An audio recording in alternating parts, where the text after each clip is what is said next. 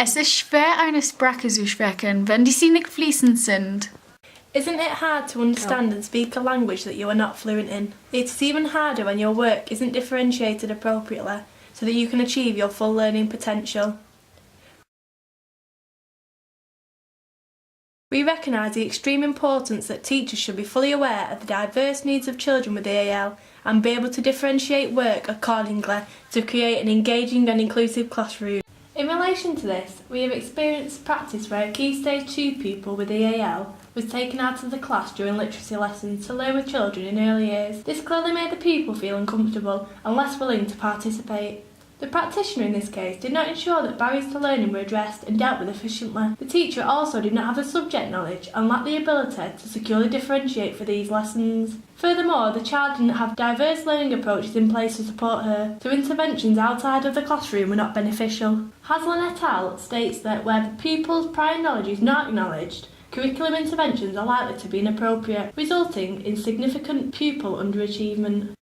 Prior knowledge is needed so that the differentiation is appropriate to meet the needs of learners with EAL, without having to take those children out of the classroom. This is necessary as teachers can correctly assess children's previous understanding and will therefore be well equipped in their knowledge of the children. We have, however, discovered a barrier of inclusion by using second-hand information such as test scores or permanent records. The barrier means that some teachers may lower their expectations of the child if records from previous schools are not high. This can hinder the child's progress, as lower expectations may mean that they are not challenged and their work is not differentiated to support them to succeed. Where second-hand information is not available, in order to differentiate effectively, the teacher must carry out their own assessments of that child. These include reading records and mental arithmetic tests. As trainee teachers, we think it is of paramount importance to involve the child in the classroom during all lessons, thus meaning the child is being included in the same environment with a differentiated learning objective to achieve their personal learning goals.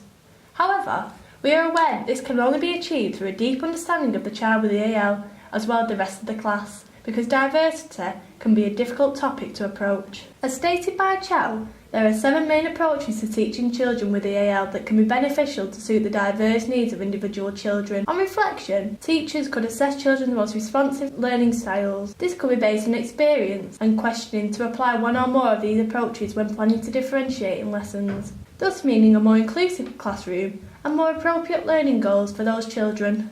Through our research and reflection, we have come to the conclusion that as teachers we must ensure that learners with EAL are always differentiated for. Year group consolidation and planning to ensure that the child has achievable yet challenging learning goals. It is essential that prior knowledge of the child is considered if teachers want children to make progress and flourish in any learning environment. However, having prior knowledge of the child doesn't just mean their academic needs. The child will need to have a sense of belonging, which will emerge from the teacher planning to accommodate the child through various themes. Our differentiation and planning through these themes will be reflective of all cultures, beliefs and differences, thus promoting an inclusive classroom where everyone feels equally valued. In order to differentiate effectively for children with EAL, it is imperative that we provide a safe learning environment to ensure that no child is excluded from the classroom.